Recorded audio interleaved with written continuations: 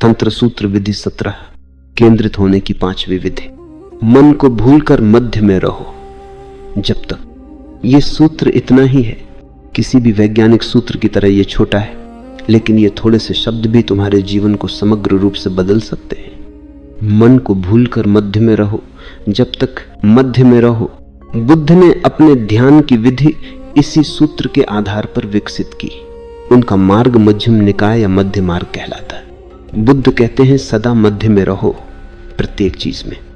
एक बार राजकुमार श्रोण दीक्षित हुआ। बुद्ध ने उसे सन्यास में दीक्षित किया।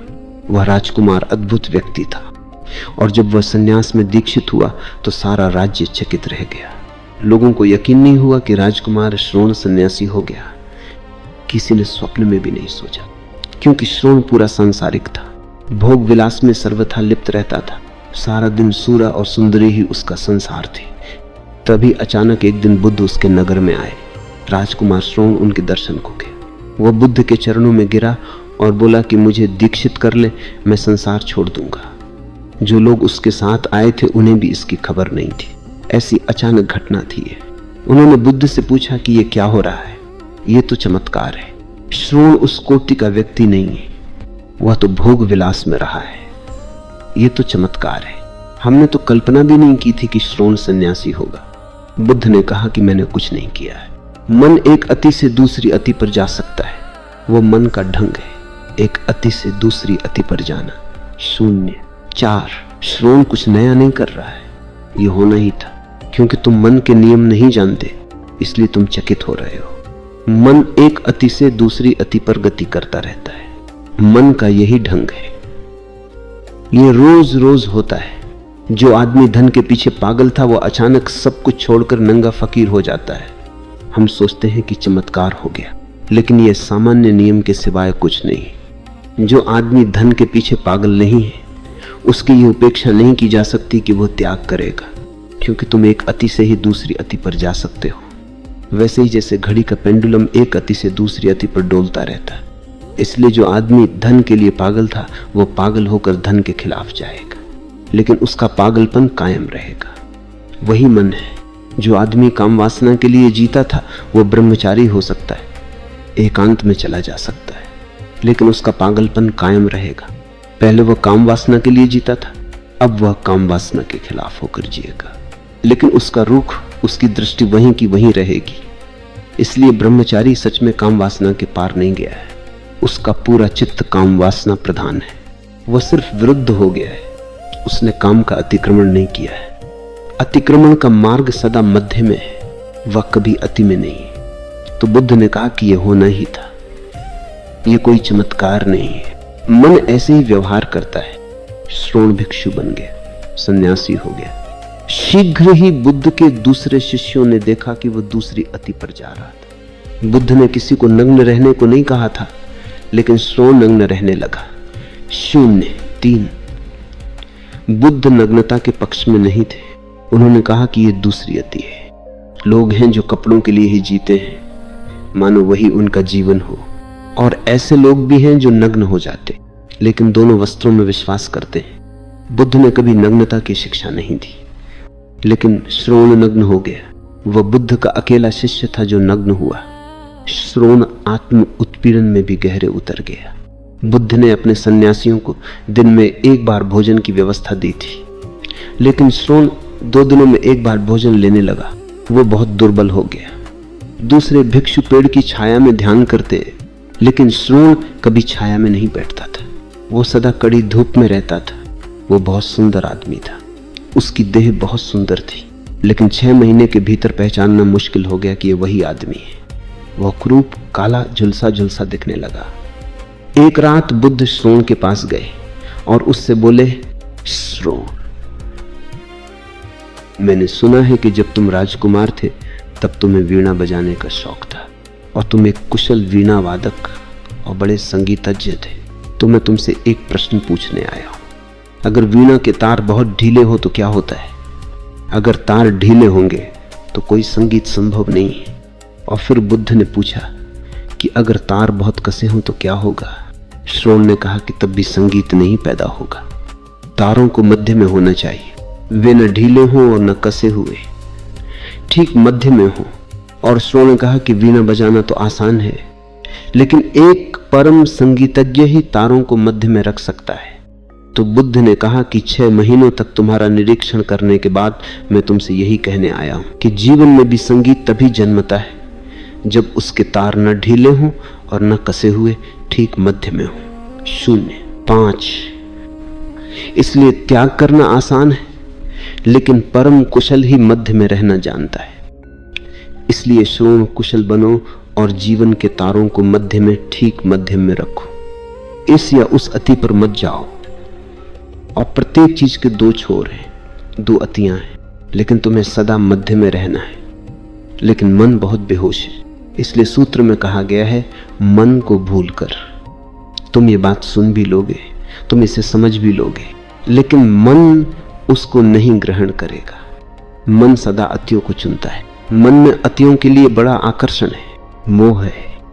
क्यों? क्योंकि मध्य में मन की मृत्यु हो जाती है। घड़ी के पेंडुलम को देखो। अगर तुम्हारे पास कोई पुरानी घड़ी हो तो उसके पेंडुलम को देखो। पेंडुलम सारा दिन चलता रहता है, यदि वह अतियों तक आता जाता रहे। जब वो बाएं जाता है तब दाएं जाने के लिए शक्ति अर्जित कर रहा है। जब वह दाएं जा रहा है तो मत सोचो कि वह दाएं जा रहा है, वह बाएं जाने के लिए ऊर्जा इकट्ठी कर रहा है। अतियां ही दाएं बाएं है। पेंडुलम को बीच में ठहरने दो और सब गति बंद कर दो, तब पेंडुलम में ऊर्जा नहीं रहेगी, क्योंकि ऊर्जा तो एक अति से आ रही थी। एक अति से दूसरी अति उसे दूसरी अति की ओर फेंकती है। उससे एक वर्तुल बनता है और पेंडुलम गतिमान होता है। उसे बीच में होने दो और तब सब गति ठहर जाएगी। मन पेंडुलम की भांति है, और अगर तुम इसका निरीक्षण करो तो रोज ही इसका पता चलेगा। तुम एक अति के पक्ष में निर्णय लेते हो और तब तुम दूसरी अति की ओर जाने लगते हो। तुम अभी क्रोध करते हो, फिर पश्चाताप करते हो। तुम कहते हो नहीं बहुत हुआ, अब मैं कभी क्रोध न करूंगा। 0 3। लेकिन तुम कभी अति को नहीं देखते। ये कभी नहीं अति है। तुम कैसे निश्चित हो सकते हो कि तुम कभी नहीं क्रोध करोगे? तुम कह क्या रहे हो? एक बार और सोचो। कभी नहीं। अतीत में जाओ और याद करो कि कितनी बार तुमने निश्चय किया है कि मैं कभी क्रोध नहीं करूंगा। जब तुम कहते हो कि मैं कभी क्रोध नहीं करूंगा, तो तुम नहीं जानते हो कि क्रोध करते समय ही तुमने दूसरे छोर पर जाने की ऊर्जा इकट्ठी कर ली थी। अब तुम पश्चाताप कर रहे हो, अब तुम्हें बुरा लग रहा है, तुम्हारी आत्म छवि हिल गई, गिर गई है।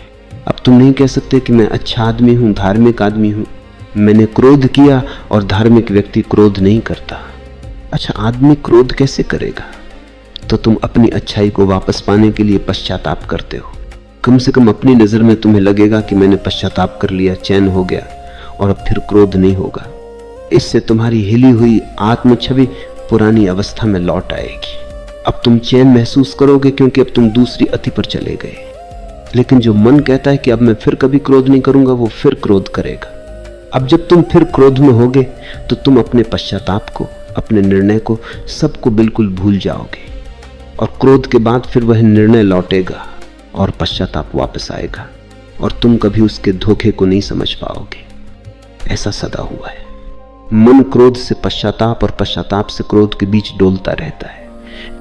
बीच में रहो, न क्रोध करो न पश्चाताप करो, और अगर क्रोध कर गए तो कृपा कर क्रोध ही करो, पश्चाताप मत करो, दूसरी अति पर मत जाओ। 0 3 मध्य में रहो। कहो कि मैंने क्रोध किया है, मैं बुरा आदमी हूं, हिंसक हूं, मैं ऐसा ही हूं, लेकिन पश्चाताप मत करो, दूसरी अति पर मत जाओ, मध्य में रहो। और अगर तुम मध्य में रह सके तो फिर तुम क्रोध करने के लिए ऊर्जा इकट्ठी नहीं कर पाओगे। इसलिए ये सूत्र कहता है, मन को भूलकर मध्य में रहो जब तक। इस जब तक का क्या मतलब है? मतलब यह है कि जब तक तुम्हारा विस्फोट न हो जाए। मतलब यह है कि तब तक मध्य में रहो जब तक मन की मृत्यु न हो जाए। तब तक मध्य में रहो जब तक मन अमन न हो जाए। अगर मन अति पर है तो मन मध्य में होगा, लेकिन मध्य में होना संसार में सबसे कठिन काम है। दिखता तो सरल है, दिखता तो यह आसान है। तुम्हें लगेगा कि मैं कर सकता हूं, और तुम्हें यह सोचकर लगेगा कि पश्चाताप की कोई जरूरत नहीं है। लेकिन प्रयोग करो और तब तुम्हें पता चलेगा कि जब क्रोध करोगे तो मन पश्चाताप करने पर जोर देगा। पति पत्नी का झगड़ा सदा से चलता आया है, और सदियों से महापुरुष और रहे हैं कि कैसे रहें और प्रेम करें, और ये झगड़ा जारी है। पहली बार फ्रायड को इस तथ्य का बोध हुआ कि जब भी तुम प्रेम तथा कथित प्रेम में होगे, तुम्हें घृणा में भी होना पड़ेगा।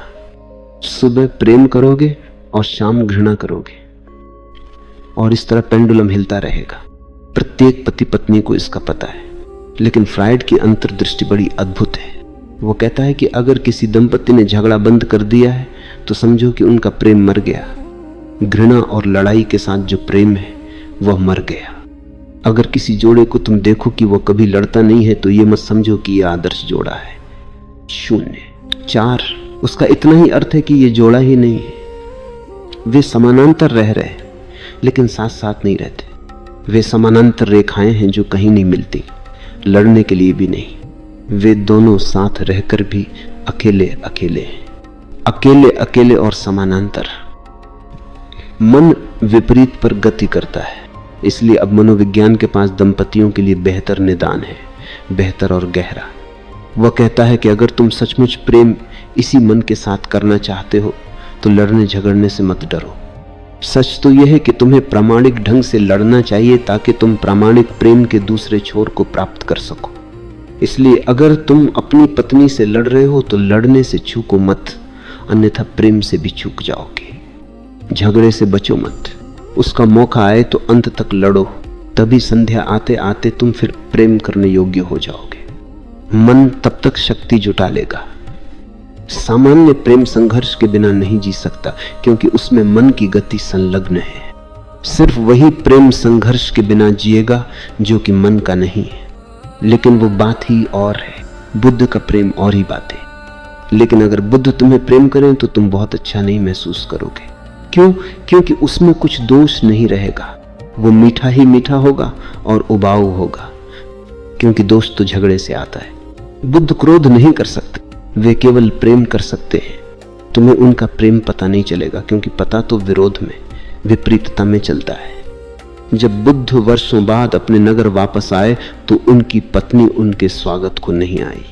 सारा नगर उनके स्वागत के लिए इकट्ठा हो गया, लेकिन उनकी पत्नी नहीं आई। 0 3 बुद्ध हंसे और उन्होंने अपने मुख्य शिष्य आनंद से कहा कि यशोधरा नहीं आई। मैं उसे भली भांति जानता हूं। ऐसा लगता है कि वो मुझे अभी भी प्रेम करती है। वो मानिनी है, वो आहत अनुभव कर रही है। मैं तो सोचता था बाहर वर्षों का लंबा समय है, वह अब प्रेम में न होगी, लेकिन मालूम होता है कि ये अब भी प्रेम में है, अब भी क्रोध में है। वो मुझे लेने नहीं आई, मुझे ही उसके पास जाना होगा। और बुद्ध गए। आनंद भी उनके साथ था। आनंद को एक वचन दिया हुआ था। जब आनंद ने दीक्षा ली थी तो उसने एक शर्त रखी थी और बुद्ध ने मान ली थी कि मैं सदा आपके साथ रहूंगा। वह बुद्ध का बड़ा चचेरा भाई था, इसलिए उन्हें मानना पड़ा था। सो आनंद राजमहल तक उनके साथ गया। वहां बुद्ध ने कहा कि कम से कम यहां तुम मेरे साथ मत चलो, क्योंकि यशोधरा बहुत नाराज होगी। मैं वर्षों के बाद लौट रहा हूं और उसे खबर किए बिना चला गया था। वो अब भी नाराज है, तो तुम मेरे साथ मत आओ, अन्यथा वह समझेगी कि मैंने उसे कुछ कहने का भी अवसर नहीं दिया। वो बहुत कुछ कहना चाहती होगी, तो उसे क्रोध कर लेने दो। तुम कृपा इस बार मेरे साथ मत आओ। बुद्ध भीतर गए। यशोधरा ज्वालामुखी बनी बैठी थी। वह फूट पड़ी, वो रोने चिल्लाने लगी, बकने लगी। बुद्ध चुपचाप बैठे सुनते रहे। धीरे धीरे वह शांत हुई और तब उसने समझा कि उस बीच बुद्ध एक शब्द भी नहीं बोले। उसने अपनी आंखें पोंछी और बुद्ध की ओर देखा। बुद्ध ने कहा कि मैं ये कहने आया हूं कि मुझे कुछ मिला है, मैंने कुछ जाना है, मैंने कुछ उपलब्ध किया है। अगर तुम शांत हो तो मैं तुम्हें वह संदेश, वह सत्य दूं जो मुझे उपलब्ध हुआ है। इतनी देर इसलिए रुका रहा कि तुम्हारा रेचन हो जाए। 12 साल लंबा समय है, तुमने बहुत घाव इकट्ठे किए होंगे और तुम्हारा क्रोध समझने योग्य है। मुझे इसकी प्रतीक्षा थी। उसका अर्थ है कि तुम अब भी मुझे प्रेम करती हो, लेकिन इस प्रेम के पार भी एक प्रेम है, और उसी प्रेम के कारण मैं तुम्हें कुछ कहने वापस आया हूं। लेकिन यशोधरा उस प्रेम को नहीं समझ सकी। इसे समझना कठिन है, क्योंकि ये इतना शांत है। ये प्रेम इतना शांत है कि अनुपस्थित सा लगता है। जब मन विसर्जित होता है तो एक और ही प्रेम घटित होता है। लेकिन उस प्रेम का कोई विपरीत पक्ष नहीं है, विरोधी पक्ष नहीं है। जब मन विसर्जित होता है तब जो भी घटित होता है उसका विपरीत पक्ष नहीं रहता। मन के साथ सदा उसका विपरीत खड़ा रहता है और मन एक पेंडुलम की भांति गति करता है। यह सूत्र अद्भुत है, उससे चमत्कार घटित हो सकता है। मन को भूलकर मध्य में रहो जब तक इस प्रयोग में लाओ, और यह सूत्र तुम्हारे पूरे जीवन के लिए है। ऐसा नहीं है कि उसका अभ्यास यदा कदा किया और बात खत्म हो गई। तुम्हें निरंतर इसका बोध रखना होगा, होश रखना होगा। काम करते हुए, चलते हुए, भोजन करते हुए, संबंधों में सर्वत्र मध्य में रहो। प्रयोग करके देखो और तुम देखोगे कि एक मौन, एक शांति तुम्हें घेरने लगी है और तुम्हारे भीतर एक शांत केंद्र निर्मित हो रहा है। अगर ठीक मध्य में होने में सफल न हो सको तो भी मध्य में होने की कोशिश करो। धीरे धीरे तुम्हें मध्य की अनुभूति होने लगेगी। जो भी हो, घृणा या प्रेम, क्रोध या पश्चाताप, सदा ध्रुवीय विपरीतताओं को ध्यान में रखो और उनके बीच में रहो और देर अबेर तुम ठीक मध्य को पालोगे। और एक बार तुमने इसे जान लिया तो फिर तुम उसे नहीं भूलोगे, क्योंकि मध्य बिंदु मन के पार है और वह मध्य बिंदु अध्यात्म का सार सूत्र है।